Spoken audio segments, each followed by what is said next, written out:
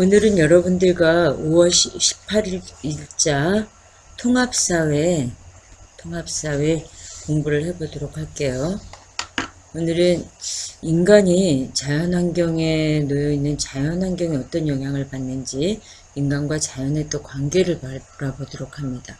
또 인간과 자연의 바람직한 관계는 어떻게 되어있는지 배워보도록 해요. 전 시간에 배웠던 내용으로 확인해 보는데요. 세계의 기후에 대해서 배웠어요. 세계의 기후는 열대기후, 건조기후, 온대기후, 냉대기후, 한대기후가 있었죠. 특히 세계의 기후 중에 열대기후 지역에서는 스키와 해충을 막기 위해서 좀 이렇게 높여서 기둥 같은 것들을 만들고 높이 짓는 가옥들이 있는데, 이거 우리가 무슨 가옥이라고 그랬을까요? 바로 고산가옥이라고 합니다. 자, 두 번째 배운 것 중에 지형이라고 하는 게 있었거든요. 지형은 땅의 높낮이를 얘기하는데, 높으냐, 그죠? 해발 고도로부터 높으냐, 그리고 또 낮으냐, 이런 것들에 따라서 비교적 낮고 기복이 많지 않은 땅 평야, 그죠? 높으면서도 기복이 많은 땅을 산지, 그리고 또 높으면서도 기복이 많지 않은 땅을 고온이라고 합니다. 고온. 자, 오늘날 어떤 지대는 도시가 발달하거나 각종 산업이 들어서는 등 경제활동의 주요 공간이 되고 있을까요? 평야지대입니다. 자, 전시학습에 배웠던 형성평가 문제가 있었는데요. 요거 한번 볼게요. 자, 강수량보다 증발량이 많고 사막과 초원이 많고 헐렁한 옷이나 흰색, 긴팔, 아라비아 상인들 이렇게 하는데, 이건 무슨 기후로 가야죠? 건조기후로 가야 되겠죠. 남극과 북극 주변 툰드라, 얼음에 이렇게 이끼류뿐이 땅 지면에 자라지 못하는 그런 지대를 툰드라라고 하거든요. 백야가 나타나고, 그 다음에 이누이트족의 이글루, 얼음집을 볼 수 있는데, 이건 무슨 기후? 한대기후와 관련이 있습니다. 연중 고온이면서 간단한 옷을 입고 개방식 가옥, 아마존의 사람들 이야기가 나왔는데, 이건 열대기후겠죠. 자, 사계절이 뚜렷하고 농경에 유리하고요. 그 다음에 대도시가 발달하는데, 우리나라랑 관련이 있다. 무슨 기후? 온대기후입니다.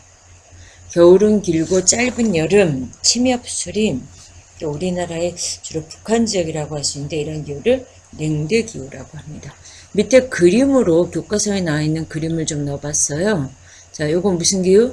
건조기후, 요건 열대기후, 요건 냉대기후, 요거는 한대기후입니다. 자, 전 시간 배웠던 내용들 좀 이해가 되세요? 오늘은 인간과 자연의 바람직한 관계에 대해서 배우는데, 이 주제를 배우면 자연에 대한 인간의 다양한 관점을 이해하고요. 인간과 자연의 바람직한 관계를 설명할 수 있다. 그래서 배우는 학습 요소로 제일 중요한 개념 두 가지를 배울 건데, 인간 중심으로 자연을 바라보느냐, 생태 중심으로 자연을 바라보느냐, 이 두 가지에 대해서 깊이 배워보도록 합니다.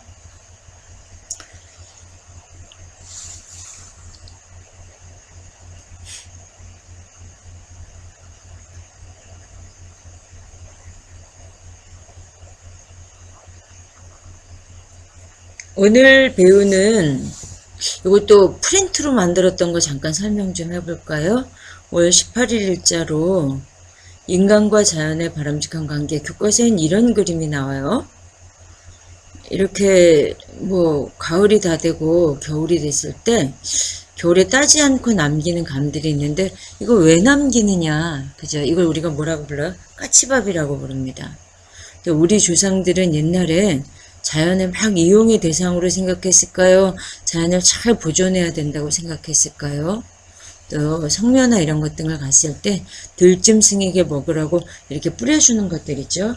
고술의 풍습이 있는데, 이런 것 등을 통해서 인간이 자연과 어떻게 살아왔는지를 바라봅니다.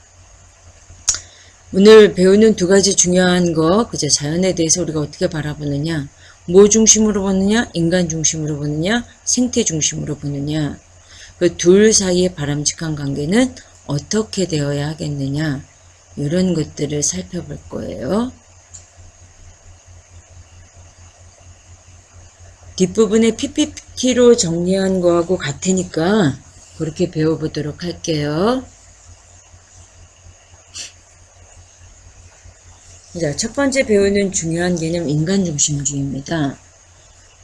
무엇을 가장 가치 있는 존재로 여긴다. 그죠? 세상의 만물 중에 인간과 자연의 관계에서 인간의 이익이나 행복을 먼저 고려하는 관점이다. 인간중심주의니까 당연히 뭐를 중요시할까요? 인간이, 이 세상의 만물은 인간에 의해서 창조했어. 제일 중요한 게 인간이야. 이렇게 보는 관점입니다. 근데 이 관점의 특징은요, 인간을 자연과 나누어 본다 그래서 이걸 뭐라고?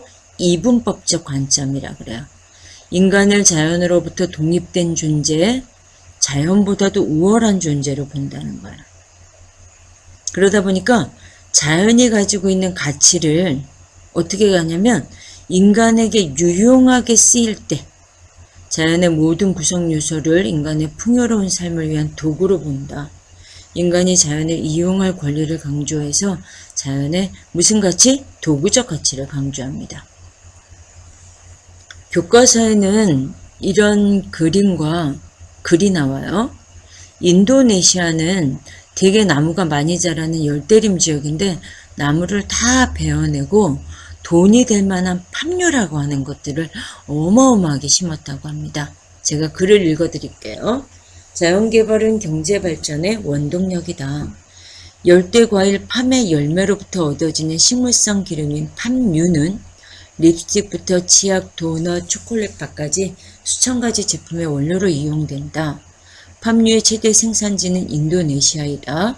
원시림에 불을 놓아 만들어진 인도네시아의 대규모 팜유 농장은 많은 일자리를 창출하고 수출을 통해 외화를 벌어들이며 인도네시아 경제 발전에 크게 이바지했다. 이게 가장 대표적인 그죠? 인간 중심주의 자연관이라고 할 수 있습니다. 근데 이런 인간 중심주의 자연관에 의의와 한계가 있어요. 의의를 보면 자연을 개발하고 극복하도록 해주고 또 사람들이 더 잘 살도록 해주다 보니까 인간에게 커다란 경제적 풍요를 가져다 줬습니다. 그런데 한계, 지나친 이렇게 인간 중심주의를 중심시하다 보니까 자원 고갈, 환경 오염 문제를 가져왔다는 거예요. 그렇죠? 그래서 결국 그게 누구에게도 인간에게도 큰 피해를 가져왔죠. 그렇죠? 지나친 인간 중심주의는 결국 환경오염, 자원고갈, 결국 인간의 삶에도 큰 영향을 주었다는 겁니다. 자, 두 번째, 생태중심주의에 대해서 살펴볼게요. 인간의 이익보다는 인간을 포함한 자연 전체의 균형과 안정을 먼저 고려하는 관점이에요. 그래서 이제 흔히 얘기할 때 인디언 이야기를 많이 하는데, 체로키 인디언의 할아버지가 손자를 데리고, 야, 덫에 얼마나 토끼가 잡혔는지 한번 가보자. 그래서 갔어요. 그랬더니 토끼가 5마리나 걸려있는 거야.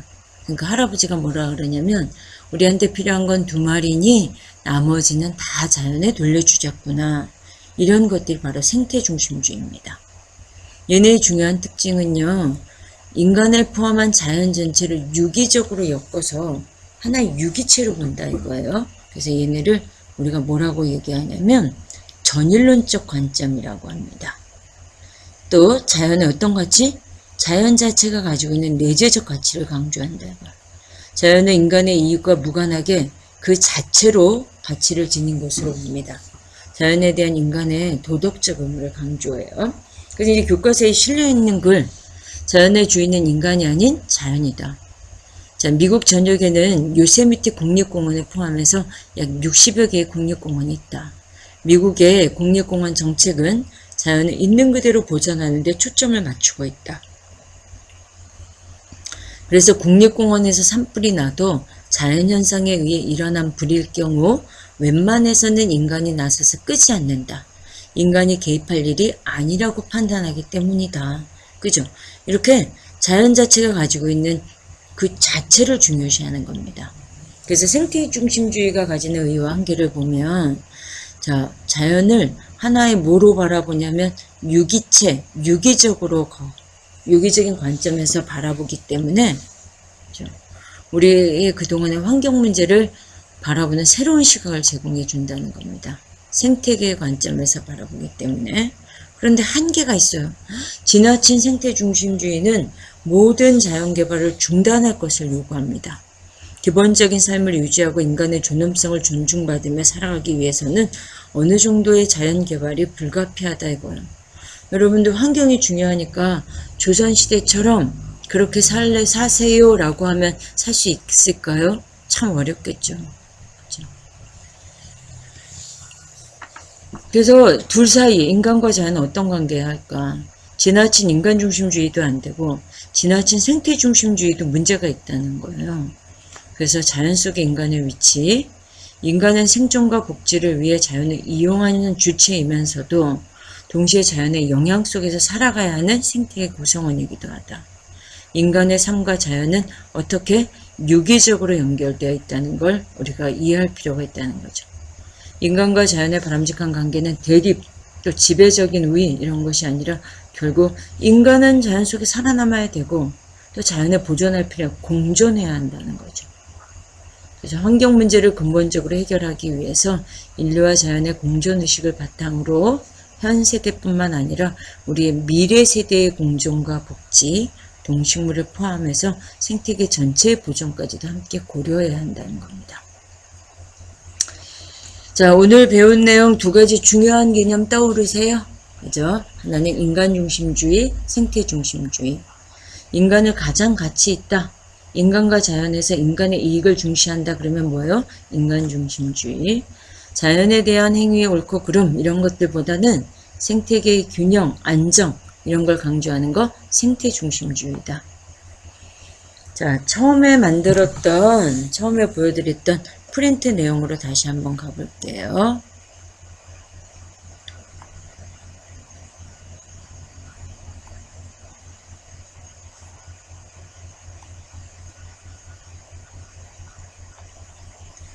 자, 인간중심주의와 생태중심주의 있었습니다. 그죠? 인간을 가장 가치 있는 존재로 여긴다.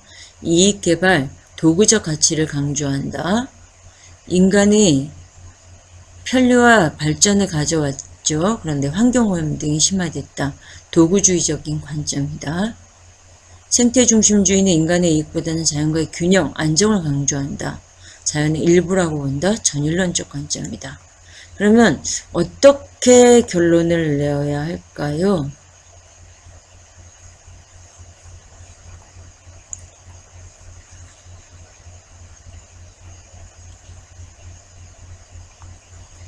책에는 이런 이야기가 나옵니다. 인간과 자연의 바람직한 관계. 작은 것이 아름답다. 슈마우는 2차 세계대전 후 대량 생산에 의한 대량 소비 사회가 자연이 수용할 수 있는 한계를 넘어선 인간의 무한한 욕망을 성취함으로써 인간과 자연이 공존할 수 있는 사회로 나아가야 함을 강조했대요. 그러니까 우리는 큰 냉장고, 큰 집 이런 것들에만 너무 열광하지 말고 작은 것이 가지고 있는 가치, 그래서 small is beautiful, 그죠? 작은 것이 가지고 있는 가치를 우리가 새롭게 봐야 된다. 그래서 이런 인간과 자연 사이의 조화를 강조한 생태 통로가 있는데요. 이렇게 야생 동물들이 다니던 길목에, 그죠? 고속도로, 고속철 이런 것들이 생기다 보니까 생태계의 전단, 단절을 가져왔다 이거예요. 그래서 이들이 왔다 갔다 할 수 있는 통로를 만들어주고 물고기가 올라갈 수 있는 길인 어도를 만들어주고 이런 것들이 중요하다는 이야기입니다. 자, 형성평가 이야기도 한 번 더 살펴볼까요? 인간을 가장 가치 있는 존재로 여긴다. 인간 이익을 중시한다. 뭘까요? 인간중심주의. 자연에 대한 행위 옳고 그름 생태계 균형 강조한다. 이건 생태중심주의입니다.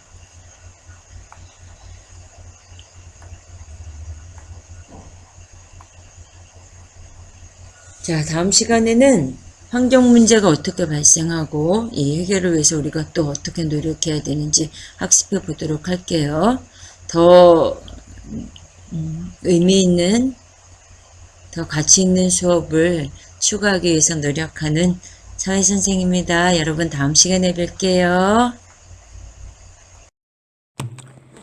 자, 오늘은요, 여러분들한테 학습한 내용들을 조금 보충하는 보충 자료를 좀 다뤄보도록 합니다. 우리가 인간 중심으로 자연을 볼 것이냐, 생태 중심으로 볼 것이냐를 배웠는데요. 결국 가장 큰 논제는 개발이 중하냐, 그죠? 또는 보존이냐, 이거 얘기라고 할 수 있겠죠. 그래서 이제 이 주제를 배우면서 개발의 필요성, 또 환경 보존, 이거 사이의 조화를 설명할 수 있어야 되고요. 또 개발과 보존의 가장 중요한 답은 지속 가능한 발전이라고 하는 걸 설명드렸는데 이것의 중요성을 설명할 수 있어야 됩니다. 자, 학습 요소 이런 것들 배울 거예요. 간척이라고 하는 건 뭔지, 간섭과는 뭐가 다른지, 간척지 개발과 관련해서 찬성과 반대 입장, 그리고 또 우리 교과서에 나와 있는 조력발전소가 과연 어떤 것이고 이 조력발전소에 대한 찬반 논쟁은 왜 되는지 그 이야기를 다뤄보도록 합니다. 자, 간척지는 갯벌 등에, 그래서 간척지와 간석지를 헷갈릴 수 있는데요. 우리가 갯벌을 간석지라고 합니다. 그래서 갯벌은 바닷물이 찼을 때는 바닷 밑면의 땅이지만 바닷물이 빠졌을 때는 육지로 드러나는 땅을 우리가 간석지 갯벌이라고 해서 두 개의 개념은 다르죠. 그래서 간척은 갯벌 등을 메꾸어서 육지로 만드는 걸 우리가 간척이라고 합니다. 이런 간척에 대해서 되게 입장이 나뉘게 되는데 어떤 사람이 찬성할 것 같고 또 그 사람은 어떤 논거로 그런 것들을 찬성하고 반대하는지 한번 볼까요? 어부는 찬성할까요? 반대할까요? 공장주의는요? 정부 대변인, 또 농부, 그리고 또 이제 빠진 사람 중에 우리가 환경단체가 있겠죠. 자, 어부는요? 반대하겠죠. 왜 그럴까요? 나는 여기서 이제까지 먹고 살아왔는데 어떡하라고. 그래서 생존권을 이유로 해서 반대하겠죠. 공장주의는 찬성하기 쉽습니다. 대규모의 산업부지가 만들어지면 그만큼 저렴한 공장부지를 얻을 수 있기 때문에 찬성하겠죠. 정부 대변인은 이렇게 얘기하기 쉬운 것 같아요. 우리나라의 그 지역의 군수라든지 아니면 정부 대변인들은 우리나라의 발전 이런 것들을 내세워서 특히 균형 발전이라고 하는 낙후된 지역을 더 발전시켜야 한다라고 하는 입장에서 찬성시키겠죠. 농부는 대규모의 농지가 생기고 또 저렴한 땅으로 농사를 지을 수 있기 때문에 당연히 찬성하겠죠. 자, 환경단체는요. 어떤 입장? 반대 입장이겠죠. 환경단체가 내세우는 것 중에 간석지가 가지는 그 환경 정화 기능, 그죠? 환경 정화 기능이라고 하는 게 굉장히 탁월하다고 합니다. 그래서 환경단체의 환경 정화 기능을 중심으로 해서 반대하기 쉽다. 그래서 둘 중에 환경이 중하냐, 그죠? 또는 개발 이익이 중하냐, 이런 것들이 우리 사회에 큰 논란거리가 되고 있습니다. 자, 책에 나와 있는 이야기 좀 살펴봐요. 조력발전소, 가로림만의 무슨 발전소? 조력발전소. 조력발전소라고 하는 건 어떤 거냐면요. 조수간만의 차를 이용해서 에너지를 얻어내는 것입니다. 근데 이제 가로림만은 여러 차례의 이 조력발전소를 만드는 것이 논의가 됐었습니다. 그래서 가로림만에 2만 킬로와트짜리 조력발전기 20기를 만들어서 40kg의 전력을 만들어낸 40만 킬로와트의 전력을 생산하는 것을 검토했대요. 그래서 1981년, 86년 두 차례 검토해서 이게 굉장히 조건이 좋다라고 하는 것은 판명됐으나 과연 이렇게 많은 이런 간석지를 없애서 이걸 할 것이냐에 이제 논란이 있으면서 결국 유보되어 왔습니다. 그런데 이제 1986년에 유가가 이제 점점 상승세가 예상되었고 또 이런 조력발전 건설에 대해서 점점 필요성이 이제 증가하고 있는 데다가 환경 문제가 국제적 관심으로 떠오르면서 다시 이 문제가 토론되기 시작되었다는 얘기예요. 자, 찬반 논쟁 어떠한 것들이 있는가 볼게요. 자, 찬반 논쟁이 어떻다? 격렬하답니다. 자, 특히 이제 조력 발전의 이점을 얘기하는 사람들 얘기 한번 볼게요. 찬성하는 사람들은 친환경 정책이다. 환경 파괴를 최소화해서 정부의 친환경 정책에 일조한다는 거. 그리고 또 이런 방조제를 건설함으로써 그죠? 경제를 활성화하고 무슨 발전? 국토의 균형 발전. 이곳은 낙후된 지역이라는 거죠, 경제적으로. 그래서 관광객을 유입하는 효과 등을 통해서 결국 이곳을 좀 경제적으로 부흥시키겠다는 겁니다. 그러나 반대 여론도 만만치 않습니다. 그죠? 갯벌 면적의 감소, 이것이 가장 핵심이라고 할 수 있는데, 그죠? 어민들은 특히 갯벌 감소에 따른 수질 악화, 어패류의 산란, 서식 여건이 파괴되면서 막대한 영향을 미칠 것이라고 봤습니다. 또한 이 화력발전소 한 곳에 불과한 전력을 생산하기 위해서 국내에서 제일 잘 보존된 이런 해양 생태계를 훼손하는 거, 이런 것들에 대한 문제점, 이런 것들이 제시되었고, 여기는 수많은 천연기념물 등 그죠? 보호 대상의 해양 생물들이 여기에 생존하고 있다고 합니다. 자, 다음 페이지로 볼게요.